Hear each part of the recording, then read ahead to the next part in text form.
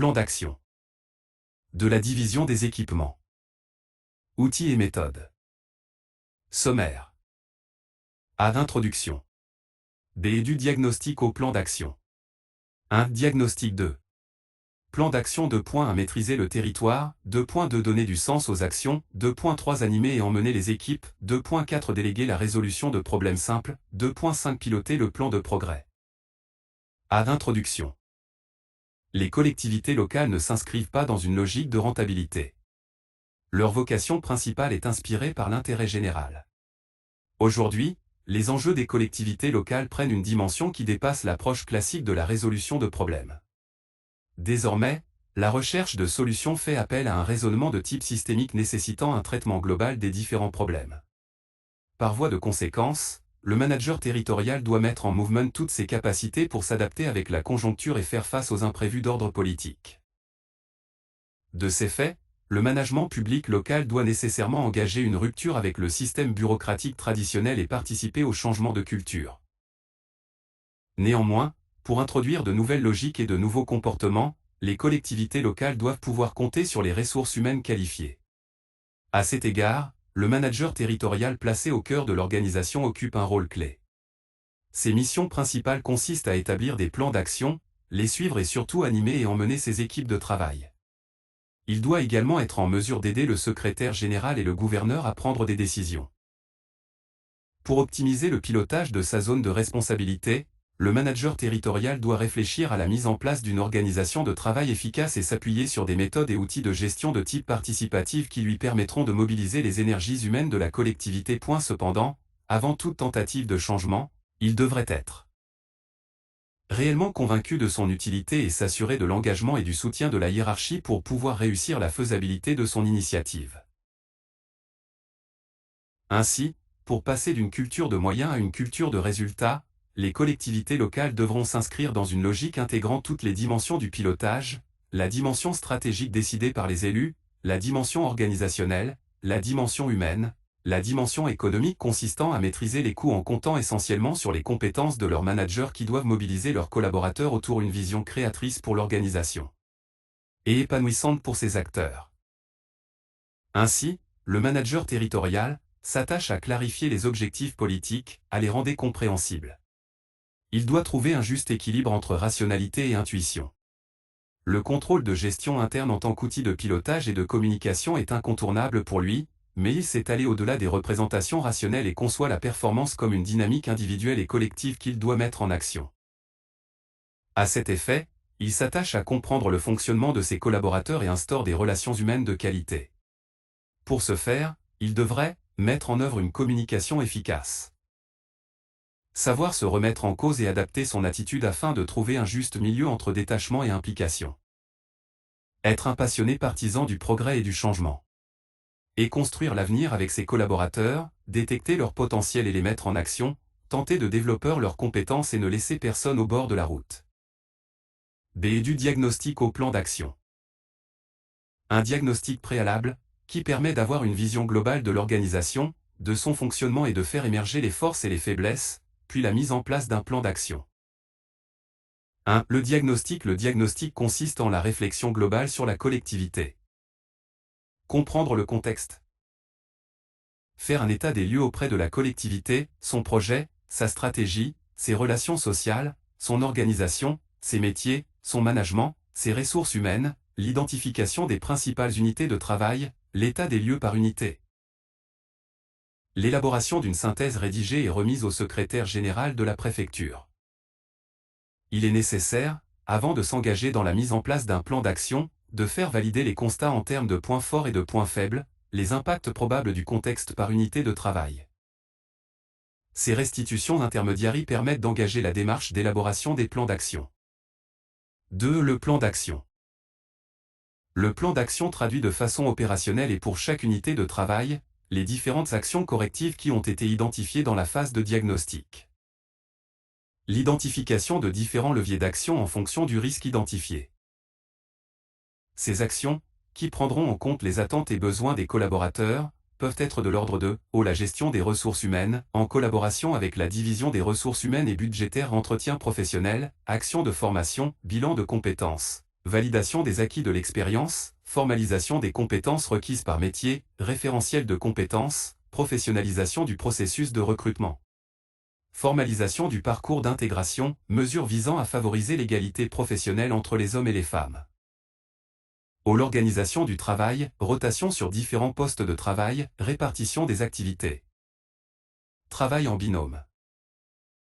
Le management, la communication, mise en place et animation de groupes de travail, de réflexion, d'échange de pratiques, formalisation des domaines de responsabilité et des interactions entre unités, notion de client-fournisseur interne, renforcement de la présence du supérieur hiérarchique sur le terrain, appui aux équipes, détermination et suivi des priorités, développement des réunions de services ou interservices, organisation et développement des coopérations internes. L'amélioration des conditions de travail, réflexion sur l'aménagement des postes de travail et la gestion des horaires, réflexion sur la démarche de prévention des risques professionnels en intégrant les risques spécifiques. Ces actions relèvent de formation, réunions de travail, avec pour produit de sortie, des outils, fiches de fonction, ou postes, référentiels compétences, grilles de polyvalence, tableaux de bord, des supports, entretien annuel, cursus d'apprentissage, livrets et procédures accueil. Des apprentissages divers au management, à la conduite d'entretien annuel, à la gestion de projets, au pilotage, à la planification de l'activité, à la fixation et au suivi d'objectifs au tutorat, et à l'exploitation des outils et supports conçus. Des règles du jeu, relations clients-fournisseurs internes, communication, animation d'équipe. Ces actions sont des préconisations cohérentes, répondant aux caractéristiques suivantes.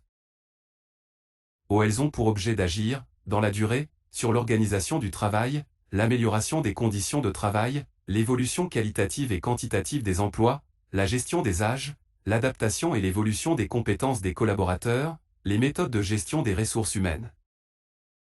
Elles sont opérationnelles, les conditions de leur mise en œuvre devront être définies en termes d'objectifs, de nature d'action, de moyens à mobiliser, de procédures à mettre en place, d'éléments de calendrier et d'indicateurs de résultats. Validation du plan d'action. Le plan d'action réalisé doit permettre aux acteurs de visualiser concrètement les actions à conduire par catégorie de salariés et d'en identifier les délais de réalisation en fonction du niveau de priorité. Cette validation finale constitue la clôture de l'action individuelle. Ainsi, mon plan d'action sera axé sur les axes suivants. 2 points à maîtriser le territoire. Premier axe. C'est connaître les limites de la zone de travail, mais aussi identifier les ressources. Maîtriser le terrain, c'est également faire une zone propre. Bien rangée et sécurisée pour permettre à tout un chacun de déceler immédiatement la moindre anomalie. Cette mise en ordre de l'espace de travail sera également l'occasion de donner du sens à tout ce qui est visible et à redonner de la visibilité à ce qui est important. La clé du succès pour ce premier axe est de maintenir la zone au standard des 5 S, trier, ranger, nettoyer, standardiser et respecter, et de pratiquer régulièrement des visites terrain pour être en prise directe avec les problématiques des collaborateurs. Axe pourquoi faire méthode ou outil 2 points à maîtriser le territoire. Connaître les limites de la zone de travail.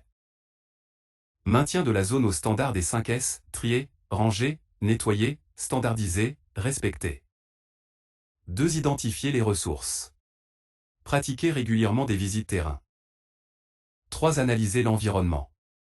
La grille MOF, analyse SWOT. La grille PESTEL. Le benchmarking. Les arbres de compétences. 2.2 Donner du sens aux actions, deuxième axe. Une fois le terrain est maîtrisé, le deuxième axe sera abordé. Ce deuxième axe consiste à définir et aligner la contribution de l'équipe à la performance de la collectivité. Ce deuxième axe, donner du sens aux actions, est essentiel car c'est lui qui va donner du sens à toutes mes actions et celles de mes collaborateurs. Pour cela, il est primordial de commencer par identifier les clients, citoyens, services déconcentrés de l'État, architectes, topographes, laboratoires, bureaux d'études, bureaux de contrôle, entreprises et leurs attentes. Ensuite, on définit les indicateurs de performance qui mesurent les facteurs de satisfaction des clients. À partir des principaux indicateurs, il est possible d'étudier le processus pour s'assurer qu'ils sont bien alignés sur le besoin et qu'ils créent de la valeur ajoutée pour les clients. Avec la carte détaillée du processus, on sera en capacité d'identifier les indicateurs actionnables à suivre au quotidien pour piloter les actions et garantir une performance durable. Le dernier point à identifier concernera les fournisseurs du processus, car quelle que soit la fiabilité de celui-ci, si on ne sécurise pas les éléments d'entrée, les éléments de sortie seront invariablement instables. Axe pourquoi faire méthode ou outil 1.2 Donner du sens aux actions. Identification des clients et leurs attentes. La matrice attente client en processus.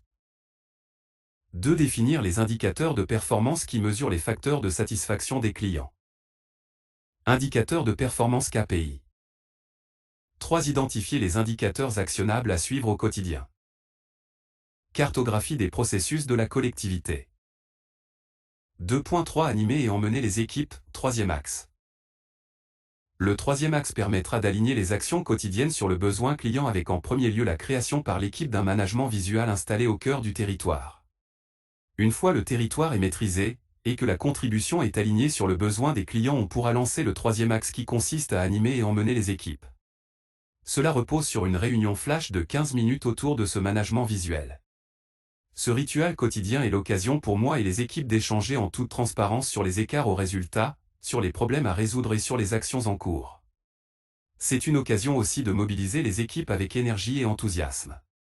L'animation doit également permettre d'impliquer et de développer l'autonomie de l'équipe. Dans cette optique, c'est aux collaborateurs d'alimenter et de mettre à jour le management visuel avant la réunion. Il est également essentiel que je donne régulièrement la responsabilité d'un sujet à tour de rôle à mes collaborateurs pour que, au fil du temps, l'équipe devienne totalement autonome. Ainsi, le jour où je serai absent, la réunion se déroulera comme à l'accoutumée et la performance sera maintenue. Aussi, la mise en œuvre d'un management de type participatif en émergeant un style de leadership parviendra à initier le changement, à modifier les comportements des collaborateurs et à développer le sentiment d'appartenance à un groupe.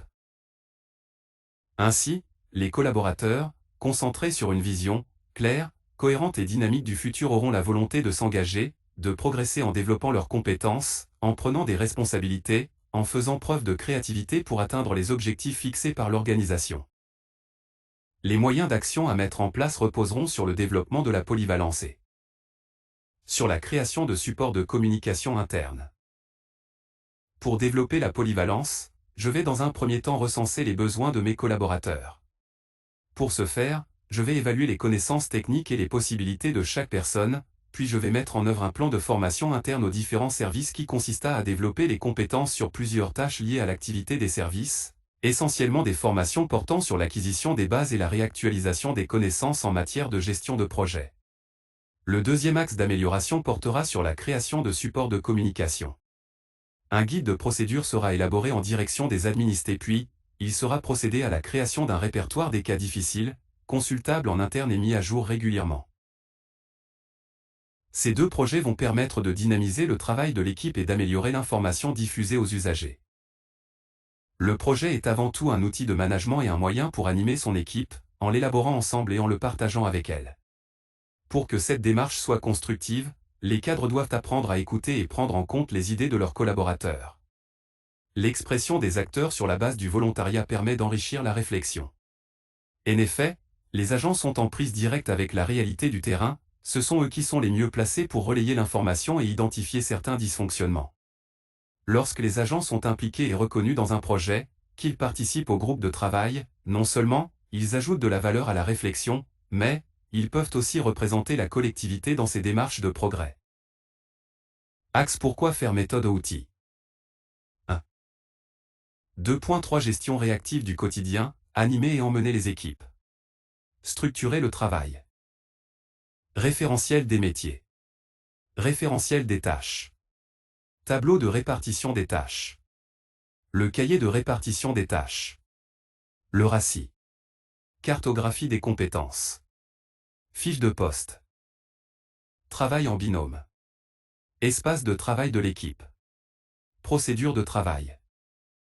2. Déterminer des objectifs et des priorités.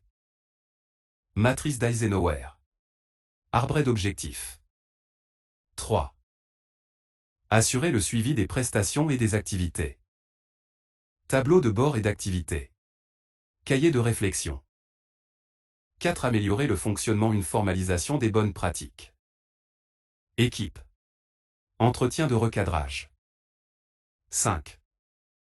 Aligner les actions quotidiennes sur le besoin des clients. Création d'un management visuel installé au cœur du territoire de la division par les équipes. 6. Échanger sur les écarts aux résultats, sur les problèmes à résoudre et sur les actions en cours. Réunion flash quotidienne de 15 minutes autour de ce management visuel. 7. Développer l'autonomie des collaborateurs. Donner la responsabilité d'un sujet à tour de rôle aux collaborateurs. 8. Développer un sentiment d'appartenance à l'équipe. Management de type participatif. 9. Gérer les situations de crise. Réunion de crise. Gestion de conflits. 2.4 Déléguer la résolution de problèmes simples, 4e axe. Le 4e axe porte sur la délégation de la résolution de problèmes simples. Si le flash de 15 minutes permet d'échanger sur les problèmes rencontrés, l'objectif n'est pas de les traiter dans l'immédiat. Ils font l'objet d'une visite sur le terrain pour observer et identifier la cause racine. Si la solution est facile à mettre en place, elle sera actionnée rapidement. En revanche, celle nécessite une méthode de résolution de problèmes. Mon rôle est d'apporter des outils et de la méthodologie et de faire monter en compétence mes collaborateurs sur leur utilisation. Axe pourquoi faire méthode ou outil. 1. 2.4 Aider à la prise de décision. Déléguer la résolution de problèmes simples. Hiérarchiser les priorités et choisir les bonnes solutions. Arbre d'objectifs. Matrice d'Eisenhower. Diagramme d'Ishikawa. Tableau multicritères. 2. Faire monter en compétence les collaborateurs. Système de management par la qualité. La méthode DESC. La grille OSBD. Préparer une réunion. 2.5 Piloter le plan de progrès 5e axe. Enfin, le 5e axe consiste à piloter le plan de progrès. Dans la mise en œuvre du plan de progrès, l'idée n'est plus d'agir en réaction aux petits problèmes du quotidien. L'enjeu ici est de travailler sur les améliorations de rupture qui répondent aux enjeux stratégiques de la collectivité. Les démarches de progrès constituent des puissants leviers de motivation à partir du moment où elles ont un sens et qu'elles contribuent à développer l'esprit d'équipe. En tout état de cause, la coélaboration est une condition essentielle. La conception d'un projet de service devra être nécessairement participative et doit être coélaborée par l'équipe de travail au sein de réunions de service. À ce titre, il sera procédé à la mobilisation des acteurs et à l'amélioration de la performance individuelle et collective. Ce dispositif d'action, qui, conçu au regard de la notion de performance, permettra d'atteindre les objectifs stratégiques de l'organisation. Il sera donc fondé sur l'ensemble des actions, des moyens et méthodes qui permettent d'assurer une liaison dynamique entre la stratégie et l'opérationnel. Le pilotage présente deux volets, le volet déclinaison des objectifs et le volet retour d'expérience qui correspond à la capitalisation des expériences et à l'actualisation de la stratégie. La dite performance s'articulera autour de 4 pôles, territoire, objectifs, ressources et résultats, en mettant le territoire au centre de la notion de performance. C'est autour de ces 4 pôles, territoire, objectifs, ressources et résultats que chacune des 5 dimensions, cohérence, impact, pertinence, efficacité et efficience vont s'articuler. Cohérence, réalisme des objectifs stratégiques définis au regard des besoins de développement du territoire. Impact, influence réelle de l'action de la collectivité sur les préoccupations de développement et les enjeux liés au territoire. Pertinence, adéquation des moyens mis en œuvre au regard des objectifs. Efficacité, capacité à atteindre les objectifs locaux préalablement définis, qu'il s'agit de comparer aux résultats obtenus. Efficience, rapport entre les moyens mis en œuvre pour arriver à ces résultats et ressources engagées. En conséquence, la division de les équipements détient un rôle prépondérant. En effet, elle se situe à la jonction de la mise en œuvre de l'action politique et administrative. Il est à ce titre un acteur clé et doit aider le top management et les élus locaux à définir clairement les besoins territoriaux en puisant dans ces ressources au moyen de différents outils permettant d'initier la prospective territoriale. Son manager doit être formé en permanence afin de ne pas perdre le fil, eu égard à la rapidité des évolutions. De cette manière, il aidera le top management et les élus à définir les besoins et prendre des décisions stratégiques compatibles avec les possibilités de la collectivité, en termes de ressources et de cohérence. Ensuite, au regard de sa place au sein de l'organisation, il s'agira pour lui de traduire les décisions stratégiques en objectifs puis en activités à mettre en œuvre dans sa zone de responsabilité. Cette démarche aboutit à une gestion par objectif. Chaque niveau d'encadrement participe pleinement à la déclinaison stratégique des décisions au sein de sa direction. Dans l'hypothèse où l'action ne concerne qu'une seule unité de travail, une division ou un service, les objectifs intermédiaires et activités à mettre en œuvre seront déclinés au sein de chaque unité de travail. Par contre, si l'action concerne plusieurs services, ou associe des services de la collectivité avec des partenaires extérieurs, il sera nécessaire de passer d'un mode de gestion hiérarchique classique à un mode de gestion par projet. En tout état de cause, qu'il s'agisse d'une gestion hiérarchique traditionnelle ou d'une gestion de processus par projet, il conviendra de mettre en place une démarche descendante de déclinaison d'objectifs afin d'en assurer la convergence. Ensuite, la division mettra en place des processus de gestion, la réflexion portera sur les moyens d'action, c'est-à-dire des études d'opportunité et de faisabilité qui devront prendre en compte toutes les dimensions. C'est-à-dire, les dimensions organisationnelles, humaines, juridiques, techniques y compris la dimension économique.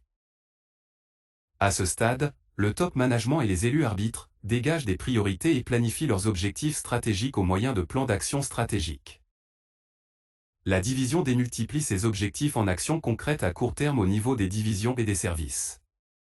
Ensuite, ces actions concrètes sont déclinées en plans d'action par division ou par service et font l'objet de contrats d'objectifs personnalisés. Chaque service détermine les moyens à mettre en œuvre à son niveau et participe à l'élaboration des projets. À partir d'un objectif général, sont définies les conditions et moyens d'actions associés à cet objectif. Le contrat d'objectifs personnalisé comme outil de gestion des ressources humaines. Nous l'avons vu, les plans d'action stratégiques correspondant aux programmes politiques sont déployés au sein de toutes les divisions et services concernés par des objectifs à atteindre. Néanmoins, les actions rentrant dans ce processus doivent pouvoir s'exprimer en objectifs opérationnels par division ou service moyennant la direction par objectif. Néanmoins, ce dispositif d'action nécessite que les chefs de division et services soient animés d'un effet Zeigarnik, positif, autrement dit qu'ils soient orientés résultat. Cette démarche de déclinaison des objectifs constitue également un dispositif d'action, appelé direction par objectif, qui est fondé sur la démultiplication des objectifs qui doivent avant tout être compréhensibles. La direction par objectif est un style de management qui nécessite la mise en place d'un dispositif de coordination horizontale pour plus de cohérence. Peter Drucker insista particulièrement sur l'importance du rôle des managers dans la réussite de l'entreprise avec 5 points principaux: fixer des objectifs, organiser le travail, motiver et communiquer, mesurer la performance, former les salariés. Dans le cadre de la direction par objectif, chaque collaborateur et son hiérarchique discutent de l'atteinte des objectifs sans outil précis avec l'idée sous-jacente d'un contrat signé ou d'un engagement formalisé par objectif. En ce sens, le contrat d'objectif personnalisé est un outil pertinent de gestion des ressources humaines qui permet de stimuler, d'encadrer et de piloter la production des performances. Il représente un outil dynamique permettant au cadre manager d'évaluer les performances individuelles de ses collaborateurs et à la collectivité d'asseoir la notation traditionnelle, l'avancement et le régime indemnitaire sur les performances réalisées. Le statut de la fonction publique territoriale, très conservateur, comporte des procédures d'évaluation des personnels complètement dépassées, qui génèrent un management égalitaire basé sur le système de notation formelle, distinguant normalement la valeur professionnelle de l'agent, mais en pratique il distingue surtout l'ancienneté au détriment des performances. La notation des fonctionnaires territoriaux ne favorise pas l'équité et ne permet pas au cadre manager d'évaluer véritablement les performances humaines. Dans les faits, le système de la notation ne laisse pas beaucoup de marge de manœuvre aux responsables et en pratique l'agent qui ne donne pas satisfaction obtiendra la même note régulièrement chaque année. La procédure formelle de la notation traditionnelle méritait d'être explicitée et nous permet maintenant de mettre en exergue la pertinence du contrat d'objectif personnalisé qui introduit la notion d'équité, de reconnaissance et se concrétise par le développement du rôle des cadres en termes d'évaluation de leurs collaborateurs. En outre, il est un outil de mise en œuvre des stratégies et de communication permettant la décentralisation coordonnée des objectifs et la mise en œuvre des politiques et des stratégies de gestion des ressources humaines. L'évaluation des performances individuelles et collectives. Il sera porté une attention particulière à la notion de mesure des résultats, et notamment à la procédure d'évaluation individuelle des fonctionnaires. L'évaluation des agents est nécessairement à relier aux objectifs locaux et aux plans d'action mis en œuvre. La procédure annuelle d'évaluation. Le contrat d'objectif personnalisé est à dissocier de la procédure d'évaluation annuelle, bien qu'ils puissent y être reliés. À cet égard, l'évaluation des fonctionnaires participe d'une même logique d'engagement et de retour sur des objectifs préalablement fixés. La recherche d'une articulation et d'une mise en cohérence de cette démarche d'évaluation par la déclinaison des objectifs collectifs du service au niveau individuel est un moyen de donner un sens à l'action publique et de responsabiliser plus fortement les acteurs. Sur le principe, l'évaluation donne lieu à un entretien annuel entre chaque agent et son supérieur hiérarchique direct. Au cœur de cet entretien se trouve l'examen des résultats obtenus par l'agent au regard des objectifs fixés. Cet examen doit évidemment tenir compte du contexte de réalisation des objectifs au travers des conditions d'organisation et de fonctionnement du service. La mesure des résultats suppose que les objectifs individuels aient été définis au préalable, et surtout que les indicateurs de résultats aient été bien choisis. En règle générale, les cadres dirigeants suivent une formation spécialisée avant la mise en œuvre de cette procédure, puis travaillent en concertation avec l'ensemble des évaluateurs sur la mise en place d'indicateurs communs, mais adaptables aux différents corps de métiers exercés au sein de la collectivité. En conséquence, l'entretien d'évaluation a un caractère global. En effet, au-delà des seuls résultats obtenus, il porte sur les compétences, la formation, les perspectives de carrière et de mobilité des collaborateurs. Il permet donc d'envisager une perspective à moyen et long terme. L'entretien d'évaluation ne se substitue pas encore à la procédure de notation traditionnelle, mais il la complète. À l'instar du contrat d'objectifs personnalisé, il permet de dialoguer, de construire l'amélioration. Axe pourquoi faire méthode ou outil volet stratégique. 1. 2.5 Gestion proactive de la performance S, piloter le plan de progrès. Travailler sur les améliorations de rupture qui répondent aux enjeux stratégiques de la collectivité. Mobilisation des acteurs et amélioration de la performance individuelle et collective. 2. Fédérer les équipes autour d'objectifs ambitieux qui répondent aux enjeux stratégiques de la collectivité. Arbre d'objectifs. Contrats objectifs. Évaluation des performances individuelles et collectives. La grille MOF, analyse SWOT. La grille PESTEL. 3. Analyser l'environnement. Le benchmarking. Les arbres de compétences. Volet opérationnel. 4. Impulser une démarche d'amélioration continue. Système de management par la qualité. 5. Déterminer le niveau de qualité souhaité, le référentiel qualité. 6. Confronter le service aux résultats de son action. L'enquête de satisfaction. 7. Améliorer la mise en œuvre des prestations. Diagramme de circulation de documents. Mind mapping ou carte conceptuelle. Réunion d'équipe. Tableau de bord et d'assiduité. Raisonnement ODSA. Diagramme d'Ishikawa. Maîtriser le déroulement d'une réunion. En synthèse, le management vise à impliquer au quotidien les agents sur le terrain dans l'amélioration de la performance de leur service. Cela passe dans un premier temps par la maîtrise du terrain et à l'alignement du processus sur le besoin du client. Cela se pilote au quotidien par l'animation de l'équipe autour d'une réunion flash de 15 minutes. Entre deux réunions, l'activité fait émerger des problèmes qu'on peut résoudre immédiatement sur le terrain. Les sujets les plus sensibles pourront faire l'objet d'une résolution de problèmes. Enfin, le pilotage du plan de progrès permettra d'établir des sauts de performance pour garantir la pérennité des activités et fédérer l'équipe autour d'objectifs ambitieux qui répondent aux enjeux stratégiques de la collectivité.